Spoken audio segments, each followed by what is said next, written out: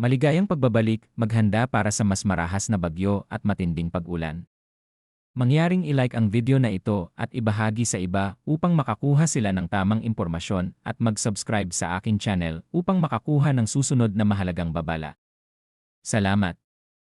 Magandang hapon mga kababayan. Narito ang 24-hour public weather forecast na inilabas ngayong ika-4 ng hapon, ika-21 ng Pebrero 2026. Kung may lakad kayo bukas o may biyahe sa dagat, makinig ng mabuti dahil may ilang lugar na posibleng makaranas ng malalakas na pag-ulan. Simulan natin sa pinakahok. Huwag magpakampante sa tila maulap lang na kalangitan. Sa ilang bahagi ng bansa, ang tuloy-tuloy na pag-ulan ay maaaring magdulot ng biglaang pagbaha at pagguho ng lupa. Alamin natin kung kabilang ang inyong lugar. Sa kasalukuyan, ang shear line ay nakaapekto sa silangang bahagi ng Visayas. Ang Northeast Monsoon o amihan naman ay patuloy na nakaapekto sa Luzon at sa nalalabing bahagi ng Visayas.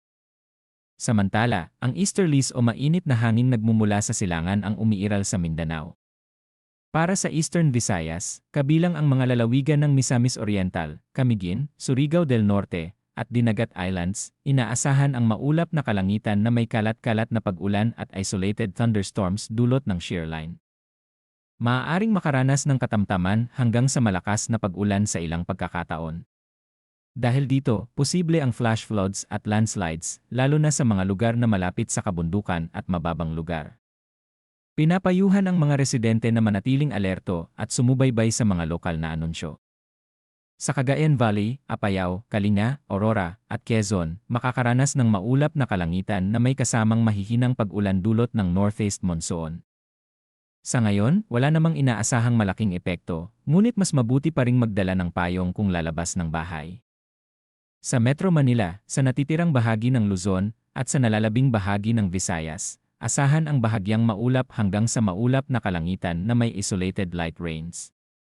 Ang mga pag-ulan ay panandalian lamang at hindi inaasahang magdudulot ng malaking epekto. Sa natitirang bahagi ng Mindanao, inaasahan ang bahagyang maulap hanggang sa maulap na kalangitan na may isolated rain showers o thunderstorms dulot ng easterlies. Bagamat kadalasang panandalian lamang ang mga thunderstorm, maaari itong magdala ng malakas na buhos ng ulan sa maikling panahon na maaaring magdulot ng flash floods o pagguho ng lupa. Mag-ingat lalo na sa mga lugar na may kasaysayan ng pagbaha. Pagdating naman sa lagay ng hangin at karagatan, sa silangang bahagi ng Southern Luzon at Visayas, makararanas ng katamtaman hanggang sa malakas na hangin na nagmumula sa hilagang silangan. Ang karagatan ay magiging katamtaman hanggang sa maalon. Pinapayuhan ang maliliit na sasakyang pandagat na mag-ingat o iwasan muna ang paglalayag kung hindi kinakailangan. Sa nalalabing bahagi ng bansa, ang hangin ay mahina hanggang sa katamtaman mula silangan hanggang hilagang silangan. Ang karagatan ay bahagya hanggang sa katamtaman ang pag-alon. Gayunpaman, mag-ingat pa rin lalo na kung may kasamang thunderstorm.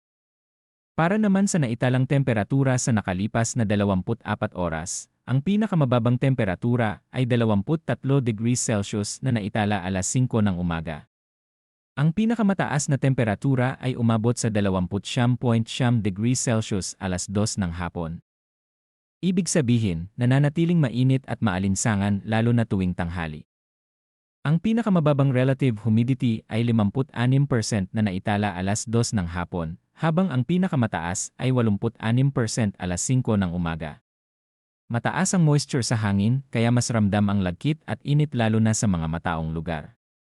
Para sa tidal at astronomical information sa Metro Manila, ang pagsikat ng araw bukas ay alas 6:17 ng umaga at ang paglubog ng araw ngayong araw ay alas 6:02 ng hapon. Ang pagsikat ng buwan bukas ay alas 9:22 ng umaga at ang paglubog nito ay alas 10:05 ng gabi. Ang moon illumination bukas ay nasa 27%, kaya manipis pa ang hugis ng buwan sa kalangitan. Bilang paalala, sa mga lugar na apektado ng tuloy-tuloy na pag-ulan, siguraduhing malinis ang mga kanal at daluyan ng tubig. Iwasan ang pagtawid sa rumaragasang tubig. Kung may abiso ang lokal na pamahalaan tungkol sa paglikas, makipagtulungan at unahin ang kaligtasan ng pamilya. Sa mga mangingisda at may maliliit na bangka, pag-aralang mabuti ang kondisyon ng dagat bago pumalaot. Ang malalakas na bugso ng hangin ay maaaring magdulot ng panganib lalo na sa silangang bahagi ng Southern Luzon at Visayas.